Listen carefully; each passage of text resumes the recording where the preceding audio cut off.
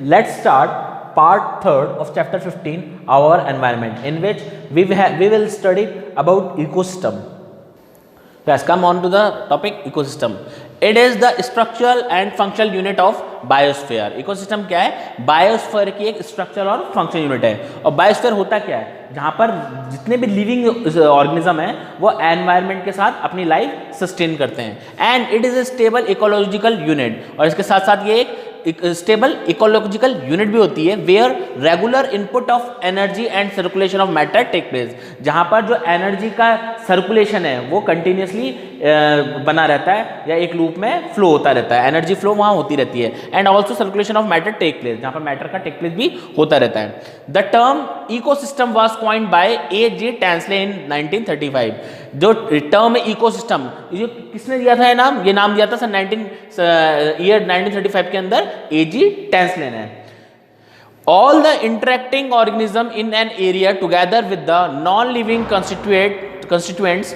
Non-living constituents को हमने पहले भी बताया था, क्या नाम दिया था? Abiotic components. So all the interacting organism in an area together with the non-living constituents of the environment form an ecosystem. तो यानी जितना भी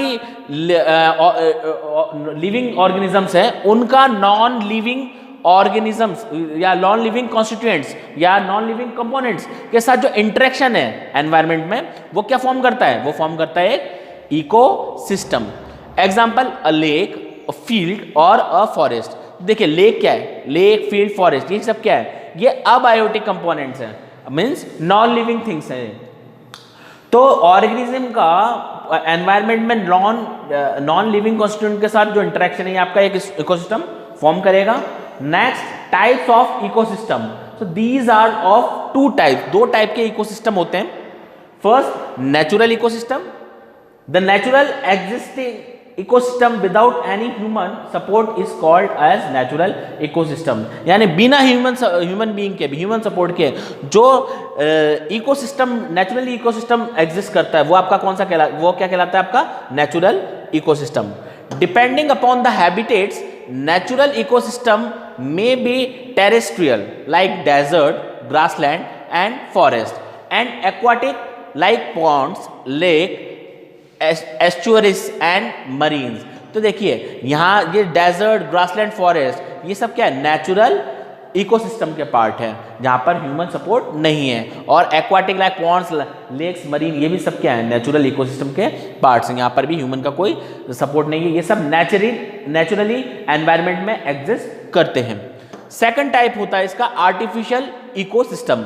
the ecosystem which is created and maintained by humans is called artificial और man made ecosystem. यानी ऐसा ecosystem जो human beings द्वारा बनाया जाता है, ह्यूमन मैन मेड होता है, उसे हम क्या आर्टिफिशियल इकोसिस्टम के नाम से जानते हैं. और we can say that man made ecosystem. These rely on human efforts to sustain.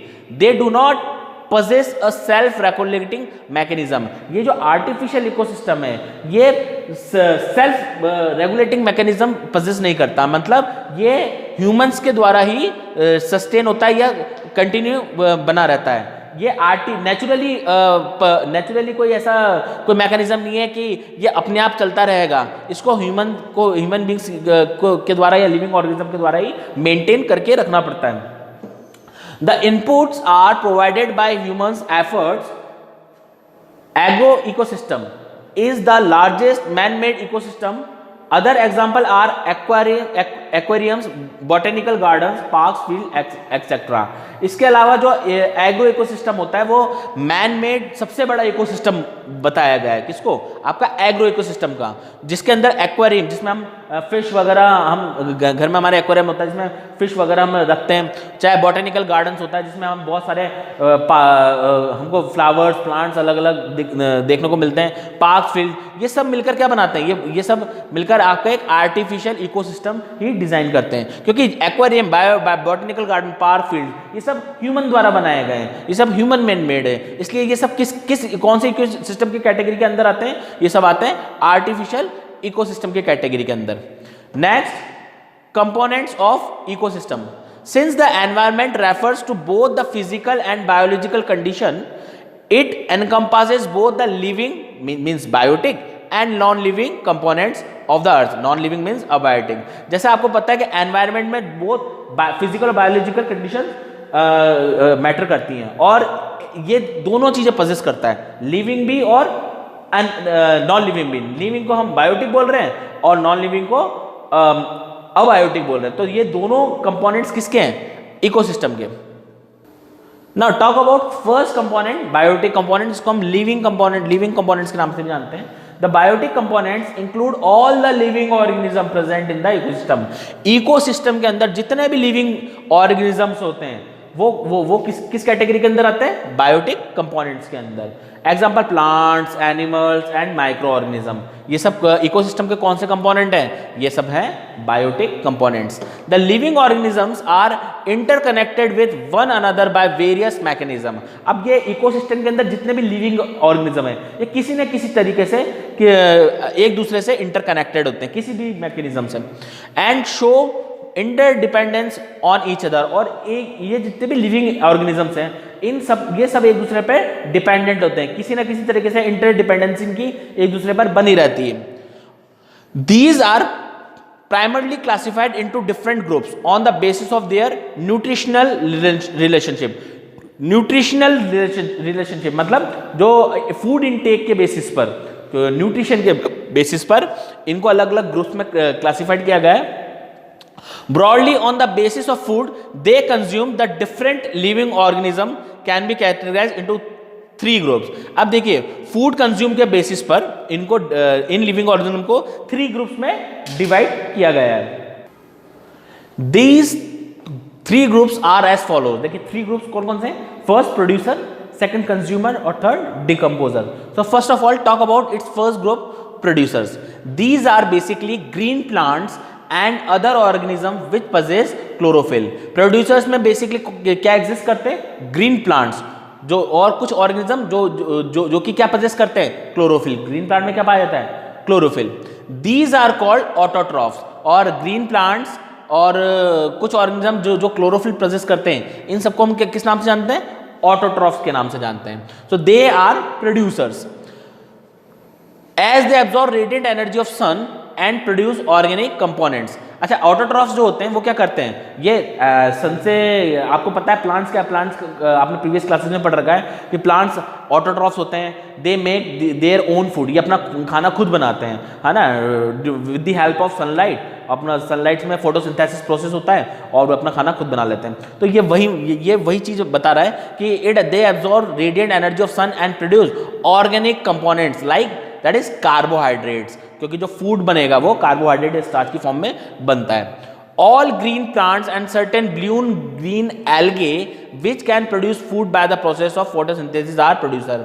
तो यानी जितने भी ग्रीन प्लांट्स हो गए और ब्लू ग्रीन एल्गे जो भी या जिसके अंदर क्लोरोफिल जो भी क्लोरोफिल पजेस करता है, वो सभी फोटोसिंथेसिस प्रोसेस के थ्रू क्या बनाते हैं? अपना फूड बनाते हैं। और इन सभी को किस नाम से जानते हैं हम?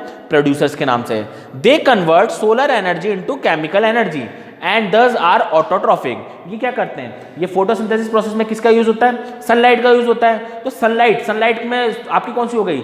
Solar energy. सोलर एनर्जी को किस में कन्वर्ट करते हैं? केमिकल एनर्जी में, और अपना फूड प्रिपेयर करते हैं। So that's why here written as they convert solar energy into chemical energy and thus are autotrophic. इसलिए हम इनको किस नाम से जानते हैं? ऑटोट्रॉफिक के नाम से जानते हैं। Example plant and blue green algae. जब भी ऑटोट्रॉफिक का एग्जाम्पल या ऑटोट्रॉफ्स पूछा जाए तो आप क्या नाम ले सकते हैं? प्लांट्स और ब्लू ग्रीन एल्गे। इनमें क्लोरोफिल पाया जाता है और फोटोसिंथेसिस के थ्रू ये अपना खाना खुद सिंथेसिस करते हैं। Next, these are the source of nutrition for rest of ecosystem. और इकोसिस्टम में इनके अलावा जो मतलब मेन जो न्यूट्रिशन प्रोवाइड करता है, मेन सोर्स जो होता है पूरे इकोसिस्टम के लिए, वो ये प्रोड्यूसर्स ही प्रोवाइड करते हैं, प्लांट्स और green algae. That's why here written as these are the source of nutrition for rest of ecosystem.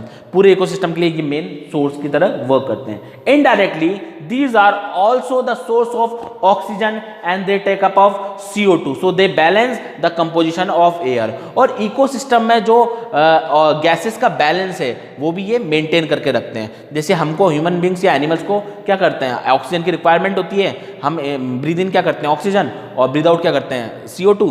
ये ऑक्सीजन भी हमें कौन प्रोवाइड कराता है, ये भी हमको प्लांट्स के थ्रू प्रोवाइड कराते हैं। तो ऑक्सीजन और CO2 का जो बैलेंस है एनवायरनमेंट में वो भी ये प्रोड्यूसर्स ही बना के रखते हैं।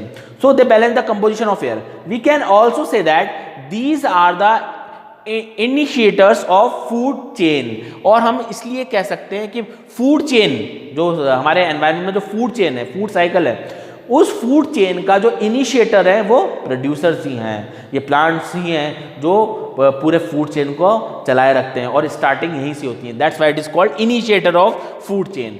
Since they trap solar energy that drives the entire cycle of life. देखिए फर्स्ट पूरी फूड चेन के अंदर इकोसिस्टम की फर्स्ट आपके आगे प्रोड्यूसर मींस एग्जांपल प्लांट ले लीजिए, और ये प्लांट अपना फूड कहां से बना रहे हैं, ये बना रहे हैं सनलाइट से, सोलर एनर्जी से। यानी सोलर एनर्जी से फर्स्ट कलेक्ट सोलर एनर्जी को प्लांट्स कर रहे हैं जो कि प्रोड्यूसर हैं, और फिर एनर्जी का कन्वे डिफरेंट फॉर्म में डिफरेंट एनिमल्स और ऑर्गेनिज्म में होता होता पूरी इकोसिस्टम में फ्लो हो रहा है। So that's why here written as since they trap solar energy that drives the entire cycle of life। यानी पूरे साइकिल लाइफ साइकिल को, पूरी फूड चेन को ये प्रोड्यूसर्स ही ड्राइव कर रहे हैं।